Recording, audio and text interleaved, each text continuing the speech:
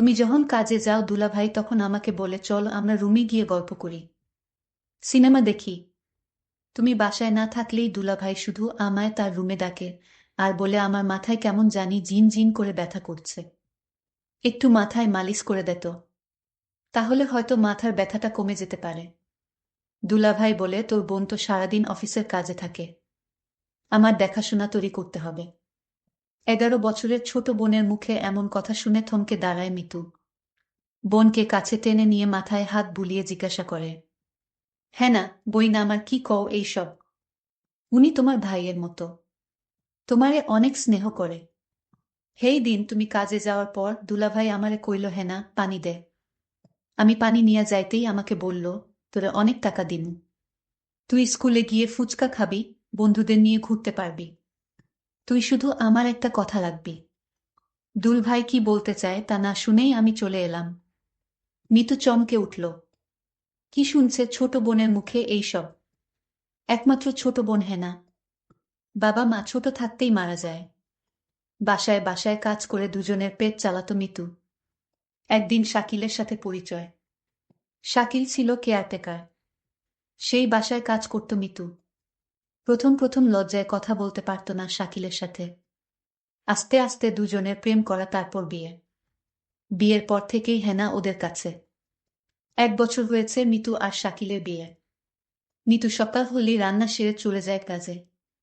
শাকিল যে বাসার কেয়ারটেকার সে বাসায় ঘর উঠিয়ে থাকতে দিয়েছে মালিক, তাই শাকিল সারা দিন বাড়িতে থাকে। হেনাকে একটা স্কুল এ ভর্তি করেছে মিতু। সকাল থেকে 12টা পর্যন্ত স্কুল, বাকিটার সময় ঘরের টুকটাক কাজ করে। হেনা দেখতে চমৎকার, কিন্তু মিতু দেখতে তেমন সুন্দর ছিল না। তাছাড়া বাকিটা দুই বোনের একরকম দেখতে। কিন্তু ইদানিং হেনা একটু বেড়ে উঠেছে। 12 বছরে পা দিয়েছে সেদিন। শাকিল দিন দিন হেনার দিকে অন্যরকম দৃষ্টিতে চেয়ে থাকে, যেটা হেনা পছন্দ করত না। মিতু কাজে গেলেই এটা ওটার বাহানায় রুমে ডাকে হেনাকে শাকিল। হেনাকে দিয়ে শাকিল তার সুকেসের চাবি দিয়ে বলে, তুই সুকেস থেকে আমার হিসেবের খাতাটা এনে দে তো। মাঝে মাঝে বলতো, দেখ হিসাব করতে করতে আমার মাথা ব্যথা শুরু হয়ে গেছে, একটু মাথাটা ম্যাসাজ করে দে, তাহলে ব্যথাটা হয়তো কমে যাবে। দুলাভাই আমার কপালে হাত দিয়ে বলল, তোর শরীর এত গরম কেন? দেহি দেহি কাছে আয়, তোর জ্বর আইলো নাকি? হেনা বলল, না শরীরের জ্বর নেই, গরমের যে তাপমাত্রা পড়ছে এমনই শরীর গরম থাকে। হেনা তার দুলাভাইয়ের বাহানা বুঝতে পারে, তাই তো কিছু না বলে দৌড়াতে দৌড়াতে বাইরে চলে আসে, অপেক্ষা করে বুবুর জন্য। কাজ থেকে সবেমাত্র এসেছে মিতু। মিতু আসতেই হেনা তার বুবুর কাছে এসে কান্না করে বলল, আমি তোমার সাথেও কাজে যাব, আমি বাড়িতে একা একা থাকবো না। চোট বেনের এসব কথা শুনে মনটা এক অজানায় ছটফট করছে। কি করবে এখন মিতু? হেনার যে মিতু ছাড়া কেউ নেই। এমন সময় শাকিল ঘরে এলো। এসেই মিতুকে দেখে বলল, মিতু তুমি আইছ? হেনার গায়ে জ্বর দেখলাম। তুমি দেহ তো মায়াডার কি হইল? জ্বর হইলে ওরে ডাক্তারের কাছে নিতে হইব। মিতু শাকিলের এমন কথা শুনে একটু অবাক হল। কই শাকিলের কথায় তো কোনো খারাপ কিছু নেই, তাইলে কি হেনা ছোট মানুষ হইয়া ভুল কিছু কইল? শাকিল তো হেনার ভালোই চায়। হেনা হয়তো ওর দুলাভাইরে ভয় পায়, তাই এমন ভুল বুঝো। ছোটবেলা থেইকা মাইয়ারা এমন, খুব সহজে যাকে তাকে ভয় পেয়ে বসে। তাই তো মিতু ব্যাপারটা সহজভাবে নিয়ে হেনার গায়ে হাত দিয়ে দেখে সত্যি জ্বর। আরো শিওর হয়ে গেল হেনা শাকিলকে ভুল বুঝছে। হেনাকে মিতু বলল, হেনা তোর গায়ে তো সত্যি জ্বর, চল তোরে ওষুধ আইনা দেই।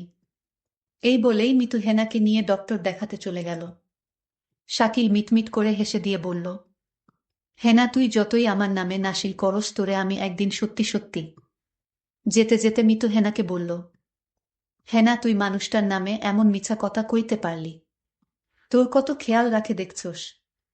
হেনা বলল, বুবু তুমি আমার কথা বিশ্বাস করো, দুলাভাই আমারে খালি তার রুমে ডাকে আর কি জানি বলতে চায়, কিন্তু বলতেও পারে না। আরে তোর দুলাভাই তোর ভালো চায়, আর এই জন্য তোকে চোখে চোখে রাখে। বোকা মেয়ে, কিছুই বুঝিস না। মিতু ছোট্ট হেনাকে বুঝিয়ে বলল, শাকিল একেবারে সাধাসিধে, ভুলটা হেনার। আমি মিতুকে বললাম, বুবু যেদিন কিছু একটা হবে সেদিন আমার কথা বিশ্বাস করবে, তার আগে নয়। বুবু আমায় জারি দিয়ে বলল, বাদ দে এসব কথা, এখন ডাক্তার দেখাবো। ডাক্তার বলল, হেনার শরীরে জ্বর, আর তাই তাকে ভালো ওষুধ খাওয়াতে হবে। হেনার জন্য ওষুধ নিয়ে বাসায় চলে আসলাম। হেনার সমস্ত ওষুধের খরচ শাকিল দিল। আমি হেনাকে বললাম, হেনা দেখছিস আমাদের কত কেয়ার করে তোর দুলাভাই। ওষুধের সমস্ত খরচ শাকিল দিয়ে দিল। বুবু আমার মনের কথাটা বুঝল না। বুবু, তুমি শুধু শাকিল ভাইয়ের উপরের দিকটাই দেখলে, ভিতরের রূপটা দেখলে না। রাতে খাওয়া দাওয়া শেষ করে হেনা শুয়ে পড়ল। আমি হেনাকে বললাম, কিরে হেনা, তুই ওষুধ খেলি না? ঔষধ না খেলে তোর জ্বর ভালো হবে না, তুই দিন দিন অসুস্থ হয়ে যাবে। বুবু, আমার গায়ে জ্বর নেই, আমি ওষুধ খাবো না, আমি সুস্থ আছি। কি বলছিস পাগলি মেয়ে? ডাক্তার বলল জ্বর আছে, আর সে বলছে জ্বর নেই। বুবুর জুড়াজুড়িতে আমি জ্বরের ওষুধটা খেয়ে নিলাম। আমার কিছুই করার ছিল না। আমি জানতাম আমি যদি বুবুর কথা না শুনি বুবু অনেক কষ্ট পাবে, কারণ এই পৃথিবীতে বুবুর আমি ছাড়া আর কেউ নাই।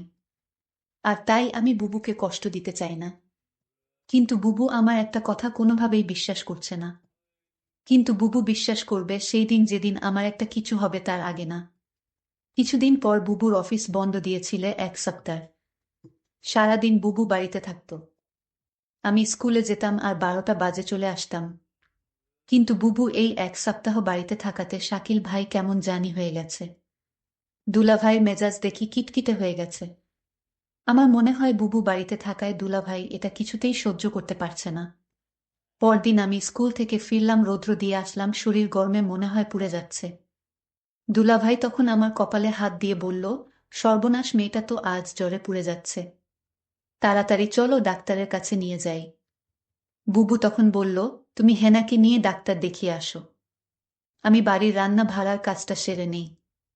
হেনা তখন আমায় বলল, বুবু আমার জ্বর হয়নি, আমি ডাক্তারের কাছে যাব না। বুবু, তুমি কেন বুঝ না আমার কথা? দুলভাই শুধু অয়থায় ডাক্তারের কাছে আমায় নিয়ে যায়। আমার শরীরে জ্বর নেই। বুবু, আমি ডাক্তারের কাছে যাব না। দুলাভাই বলল, আচ্ছা তুমি যখন যেতে চাচ্ছ না, তাহলে আমি গিয়ে ওষুধ নিয়ে আসি। বুবু বলল, দেখছিস তোর দুলাভাই কত ভালো, তোর একটু সমস্যা হলেই তোর জন্য কত কিছু করে। আজকাল এমন মানুষ পাওয়া বড়ই কঠিন, হ্যাঁ না? বুবু, তুমি দুলাভাইকে চিনতে পারোনি। তুমি মানুষটার সাথে সংসার করছো, অথচ তার মন মানসিকতা সম্পর্কে তোমার ধারণা নেই। বুবু, বুবু, দুলাভাই তোমার সামনে আমার সাথে ভালো আচরণ করে। চুপ কর, তোর দুই ভাইয়ের নামে কোনো বদনাম করবি না। আমি বুবুর কথা শুনে অবাক হলাম আর মনে মনে বললাম, বুঝবে বুবু, বুঝবে। সময় হারিয়ে সবই বুঝবে। আমার কথার কোনো মূল্য তুমি আজ দিচ্ছ না। পরদিন বুবু হঠাৎ অসুস্থ হয়ে পড়ে বিছানা থেকে উঠতে পারছে না। শরীরের একটু শক্তি নেই। বুবুর শরীরে প্রচণ্ড জ্বর চলে আসছে। দুলাভাই বুবুর অসুস্থতা দেখেও বলছে, আমার আজ একটা জরুরি কাজ আছে বাহিরে, আমার আসতে একটু লেট হবে। দুলাভাইকে বললাম, বুবুর গায়ে তো জ্বর আসছে, বুবুকে ডাক্তারের কাছে নিয়ে যেতে হবে। দুলাভাই বলল, তুই একটু নিয়ে যা, আমি আজ যেতে পারবো না, কারণ আজ আমার জরুরি কাজ আছে। আমি বুবুকে বললাম, বুবু দেখলে আজ তুমি অসুস্থ, তাই তোমাকে ডাক্তার দেখাতে নিয়ে গেল না। আজ যদি আমি অসুস্থ হতাম তাহলে দেখতে কত দরদ দেখাতো। বুবু আমার কথা শুনে কিছুটা আমার কথা বিশ্বাস আসলো। বুবু তখন মনে মনে বলল, ঠিক আছে, শাকিলের মতলব সম্পর্কে আমার জানতে হবে। শাকিল কি আসলে সে উপরে উপরে ভালো, নাকি সত্যি শাকিল একজন ভালো মানুষ? রাতে শাকিল ঘরে ফিরল, ডাইনিং টেবিলে খাবার ছিল। সে নিজ হাতে খাবার খেয়ে সোজা ঘুমিয়ে গেল। আমি আশ্চর্য হয়ে গেলাম। আমার খুব কষ্ট হচ্ছিল। শাকিল আমায় অসুস্থ দেখে গেল, অথচ একবারও জিজ্ঞেস করল না, তোমার কি জ্বর কমেছে? শাকিল জানি কেমন হয়ে গেছে। অথচ গতকাল আমার বোনের জ্বর আসলো, তার প্রতি সে কত না কেয়ার দেখালো। এসব চিন্তা করতে করতে আমার রাতে ঘুম হচ্ছিল না। আমি সারা রাত ঘুমাতে পারিনি। তাহলে আমার চোট বোনটা যা বলল তা কি সত্যি বলেছে? না, এ হতে পারে না। সকালে ঘুম থেকে উঠে দেখি শাকিল নাস্তা না করে চলে গেছে। আমি তাকে ফোন করছিলাম, সে ফোন ধরে বলল, আমি একটা কাজে আছি, আমি তোমায় পরে কল দিচ্ছি। আমি তখন শাকিলকে বলতে চেয়েছিলাম, শাকিল, আমার 2 দিন ধরে জ্বর, আমার জন্য কিছু ঔষধ নিয়ে এসো। সেটা বলার আগেই সে ফোন কেটে দিল। আমি ভাবলাম কিছুক্ষণ পর আবার ফোন দিব। প্রায় 2 ঘন্টা পর আমি শাকিলকে ফোন করলাম। আমি বললাম, 2 দিন ধরে আমি অসুস্থ, তুমি আমার খোঁজ রাখনি কেন? শাকিল বলল, আরে আমি এই 2 দিন একটু বিজি ছিলাম, তাই কোনো খোঁজ রাখতে পারিনি। তারপর আমি বললাম, যদি পারো তাহলে আমার জন্য কিছু ওষুধ নিয়ে এসো। ঠিক আছে, আমি নিয়ে আসবো, এখন ফোন রাখো। আমার মনে হলো আমি তাকে ফোন দিয়ে বিরক্ত করেছি। একদিন রাতে শাকিল ঘুমাচ্ছিল, হঠাৎ মধ্যে রাতে দেখি শাকিলের রুমে নাই। আমি রুমের চারদিক ভালো করে খুঁজতে লাগলাম, কোথাও শাকিলকে দেখতে পাইলাম না। তারপর দরজা খুলে রুম থেকে বের হয়ে দেখলাম হেনার দরজার কাছে গিয়ে হেনাকে ডাকছে। আমি বললাম, শাকিল তুমি হেনাকে ডাকছো কেন? শাকিল আমাকে দেখে চমকে গেল। শাকিল বলল, আর বলো না, হেনার ঘরে আমার ল্যাপটপটা রাখা ছিল, তাই হেনাকে ডাকছি। কারণ ল্যাপটপে অনেক হিসাব পড়ে রয়েছে, তা আজ রাতে শেষ করে অফিসে জমা দিতে হবে। শাকিল তুমি আমার সাথে মিথ্যা বলো না। আমি জানি তুমি জব করো না, আর তাহলে তোমার অফিসে কিসের কাজ? মিতু, তুমি আমার মুখের উপর তর্ক করো না। আমি যা বলছি তাই সত্যি, আমি নতুন একটা অফিসে জব নিয়েছি। আমি তার সাথে আর কথা বাড়ালাম না। শাকিলের প্রতি আমার সন্দেহর মাত্রাটা বেড়ে চলল। এখন শাকিলকে আমার তেমন বিশ্বাস হয় না। কখন কি করে বসে তার কোনো ঠিক নেই। আমি শাকিলকে বললাম, যেহেতু তুমি একটা চাকরি পেয়েছ, তাহলে আমার আর কাজের দরকার কি? আমি না হয় বাসায় থাকলাম, তুমি চাকরি করো। শাকিল তখন আমায় ধমকে সুরে বলল, তোমার যে বোন রয়েছে তার লেখাপড়ার খরচ কি আমি দিব? তুমি তোমার কাজ করো, আমি আমার কাজ করি। শাকিলের কথা শুনে বুঝতে পারলাম তার আসল চেহারাটা বের হয়ে আসছে ধীরে ধীরে।